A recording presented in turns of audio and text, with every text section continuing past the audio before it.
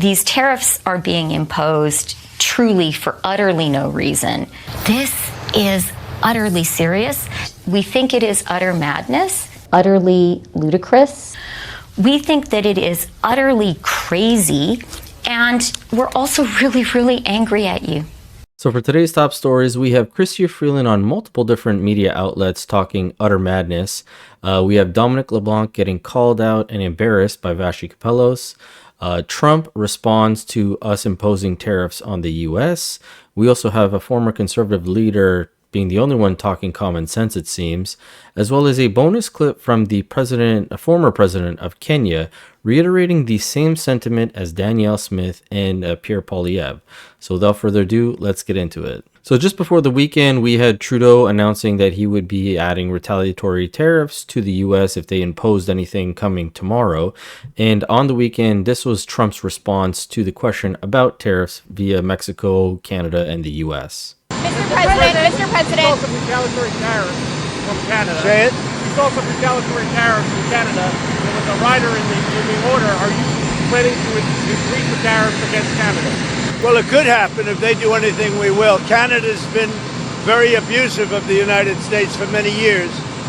They don't allow our banks. Did you know that? Canada does not allow banks to go in. If you think about it, that's pretty amazing. If we have a U.S. bank, they don't allow them to go in. Canada's been very tough on oil, on energy. They don't allow our farm products in, essentially. They don't allow a lot of things in, and we allow everything to come in. It's been a one-way street. We subsidize Canada by the tune of about $200 billion a year. And for what? What do we get out of it? We don't get anything out of it. I love the people of Canada. I disagree with the leadership of Canada. And something's going to happen there. But if they want to play the game, I don't mind. We can play the game all they want. Now, as mentioned at the top of the video, Freeland has been on a bit of a media blitz talking about the utter ludicrous, madness, craziness, all the synonyms you can think about in regards to what Donald Trump is imposing with the tariffs. And when questioned about this, this was her response. These tariffs are being imposed truly for utterly no reason. The pretext offered is the flimsiest pretext possible. Less than 1%, in fact, around 0.2% of the fentanyl that comes into the U.S. comes through the Canadian border. If border security were the issue, this could be solved in 5 minutes. We want a secure border too. We would like to stop the illegal U.S. guns that are smuggled into Canada and cause deaths on Canadian streets. And we are very happy to work together to not have asylum seekers cross in either direction. Now, Freeland seems to indicate that if this was about the border, it could be solved in lickety-split, five minutes or so. Yet, it doesn't seem like that has happened. So when she was questioned about, well, what do you actually think the main reason is if it isn't the border, this was her response. I do want to say, we want to be your friend. We want to be your partner. We want to be your neighbor. We're good at that. We've done it for decades and decades. But we are proud of our country. We're really proud to be Canadian. Our sovereignty is not negotiable. And if you hit us, we are going to hit back, and the whole country is going to be proud to do that. Well, and Canada has been, Mika. Canada has been our friends, our allies, our best trading partner. And again, as Chris just said, and so many Americans need to understand that, the fact that the longest peaceful, contiguous border in the world is the northern border that starts at Maine and goes all the way over to Washington State. And the fact that we don't have to have troops on that border because Canada is such a good friend. Again, this is, again, for so many Canadians, just shocking. So, also a friend, Christia, who was on Morning Joe in the early days, along with all of us, sharing her political analysis. She is educated steeply, not in just Canadian values, but American values and the American Constitution. And so to your question of what's going on here, guys, Christia, I ask you, imposing tariffs on a friendly border nation, what do you think is going on here? What's your assessment of what's happening here? You're the Americans, and and I'm going to leave that up to you. But I do have a message for you, which is we are a great ally and partner. Yeah, as you heard from the host there, wow. You guys are the Americans. I'm going to leave that up to you. You're on American networks saying that the border situation is basically a farce. It's a facade. That's not the real reason. But then when asked what is the real reason, you just say, well, you guys are the Americans. I'll let you guys figure that out. How is that your response? Now, that was MSNBC. She's friends with these people from Morning Joe. She used to work with them, as you heard from the host. But as we pivot to CNN, they start bringing up the fentanyl situation again, and they kind of break down some of the numbers. Take a look. Donald Trump says that the reason he's doing this is, the ask, and this is the justification, is the fentanyl trade, the fentanyl that is coming in from Canada and Mexico. The bizarre part about this is not a lot of fentanyl comes into the United States from Canada. I mean, I think the latest numbers we have, it's 43 pounds coming out of Canada and 21,000 pounds coming out of Mexico. Now, most people look at that chart and say, wow, that is a big difference. 43 pounds versus 21,000 pounds. Yeah, we're not producing a lot through our border. But if you break down what 43 pounds of fentanyl can actually do, that's about 20 kilos. Now, it only takes 0.25 to 2 milligrams of fentanyl to be lethal. If we convert the kilos to milligrams, that's about 20 million milligrams, which could potentially be 10 million individuals if they took a lethal dose dying. And it could vary between a little bit more, a little bit less, depending on the actual quantity that somebody ingests.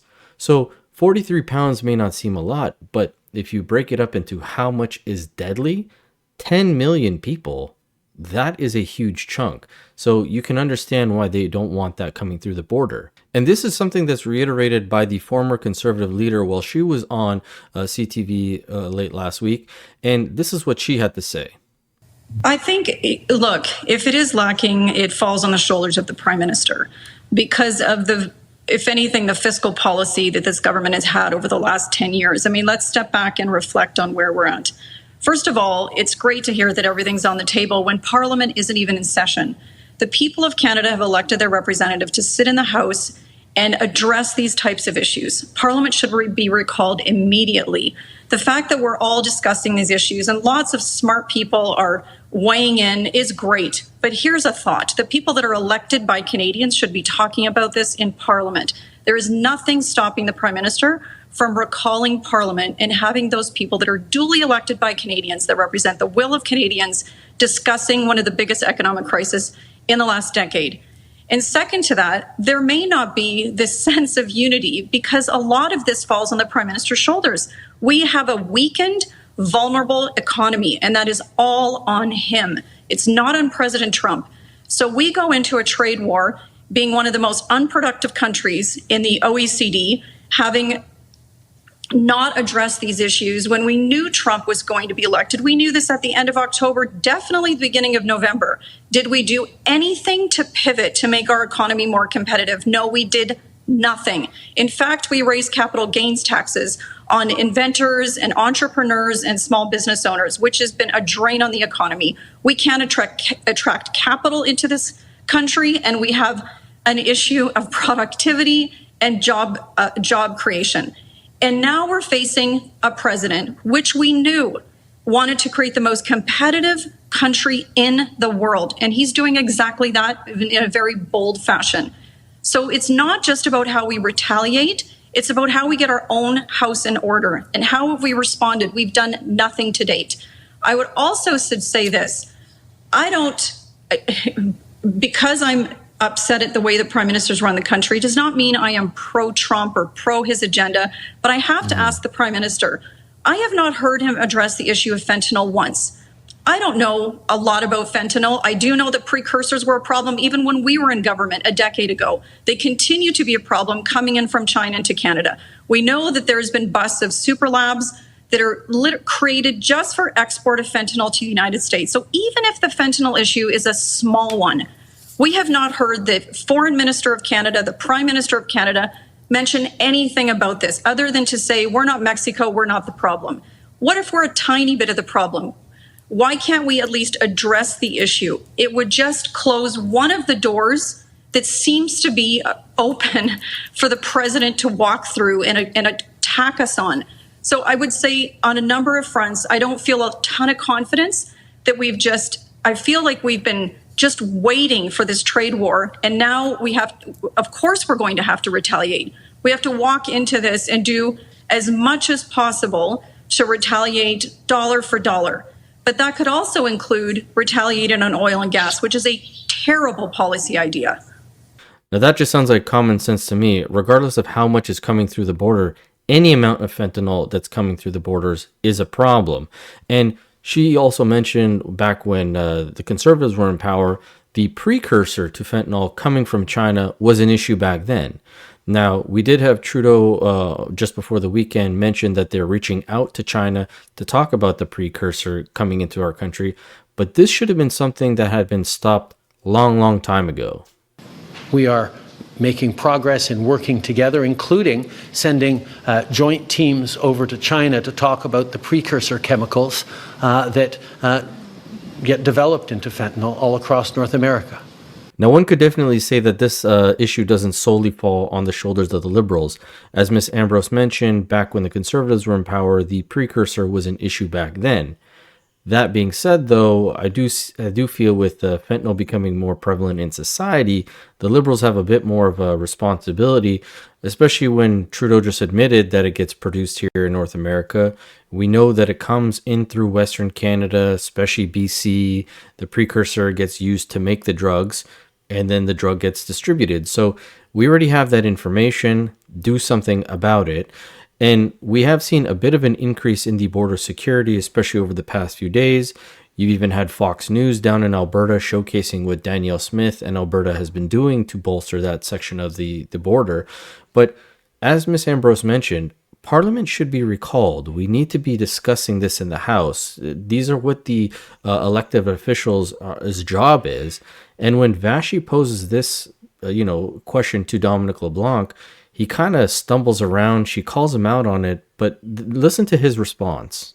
Okay, speaking of that, we spoke to Lana Payne last night, who heads up Uniform, obviously represents a number of tens of thousands of auto workers across the country. We spoke to a number of different auto industry representatives who all said that the auto industry literally will shut down in the next week following the imposition of these tariffs. How far are you prepared to go to support those workers? And doesn't Parliament need to be in session to make that happen?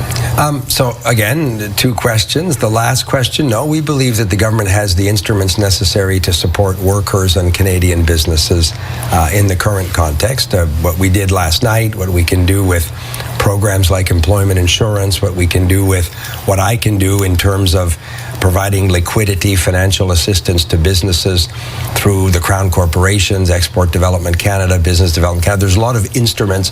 I know that the Deputy Minister of Finance, the Governor of the Bank of Canada are meeting the leaders of Canada's 6 biggest banks today to decide and to discuss with them what instruments are necessary to support sectors of the economy, to the example of the auto sector that will be hard hit.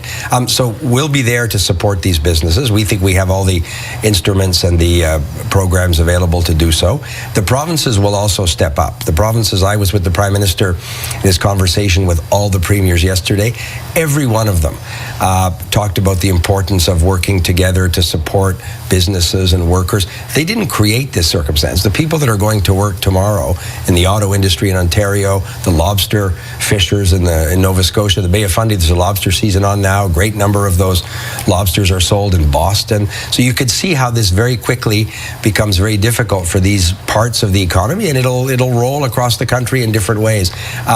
But the provinces will work with us, and we'll be there to support businesses and workers. What if, though, Minister, with all respect, you do need to come to Parliament to have, extraordinary measures like during the pandemic, like CERB, like whatever it happens to be. I mean, we're talking about an entire industry, the backbone of the most populous province in this country, which could collapse in a week. And are you really telling Canadians that their parliamentarians shouldn't be debating, discussing, representing them in deciding how to best address this? And what message does that send to the U.S.?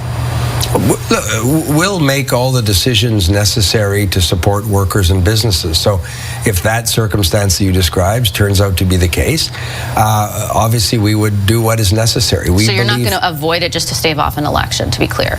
Well, but again, therein lies the contradiction. The opposition parties have vowed at the first opportunity to cause an election. That's a guaranteed way to make sure that Parliament doesn't meet for 2 or 3 more months.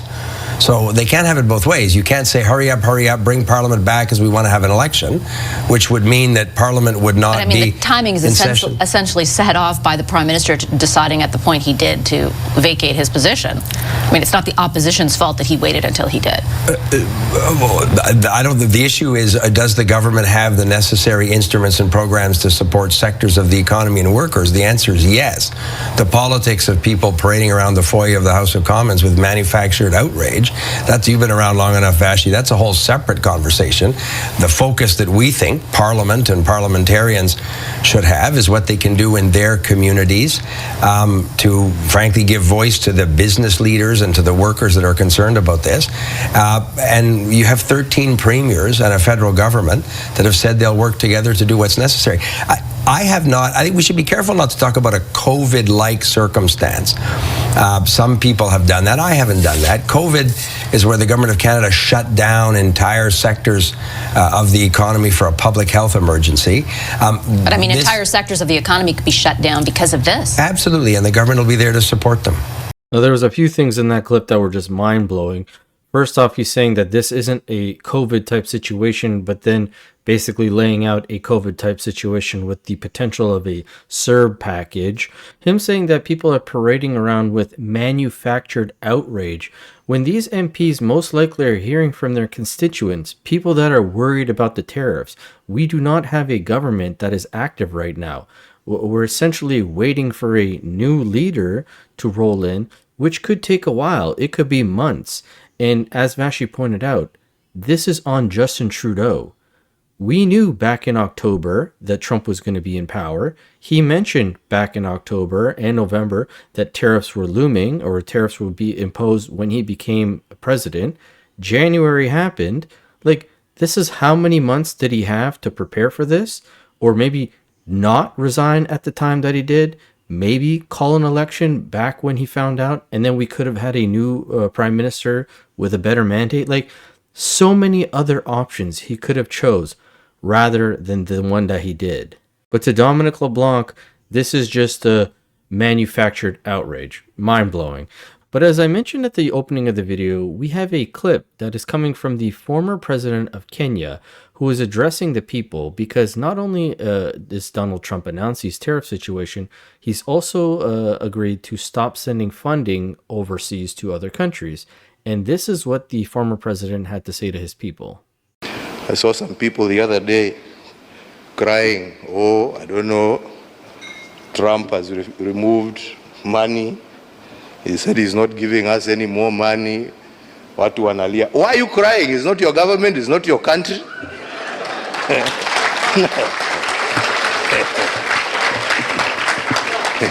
He has no reason to give you anything. I mean, you don't pay taxes in America. He is appealing to his people. Shauri yenu bana. This is a wake-up call for you to say, okay, what are we going to do to help ourselves? Instead of crying, tujiulize, what are we going to do? Haya, ametoa hiyo pesa, sasa tutafanya namna gani jameni? What are we going to do? Yeah? To support ourselves. Because nobody is going to continue holding out a hand there to give you. It is time for us to use our resources for the right things. We are the ones who are using them for the wrong things. Now, correct me if I'm wrong, but that definitely sounds a lot like what Danielle Smith, Pierre Poilievre, and a few other people have been saying, that we need to have inter-provincial trade. We need to have the option to move our resources within our own country. It's easier right now to trade with the US and other places than it is in our own country, thus making us so reliable on the US to purchase our goods. It's absolutely stupid and ridiculous.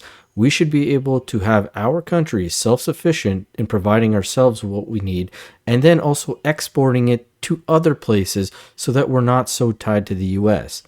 But the government is very incompetent, has blocked pipelines, has blocked energy projects, has blocked expanding things. We even have, Quebec blocking the West from trying to get some sort of program started. This doesn't help the country. And now we're in a situation where, again, we're backtracking. We've put ourselves in this situation. We've dug deep. And now we have to try to get out of this hole. But as always, love to hear from you guys. And I'll catch you guys on the next one.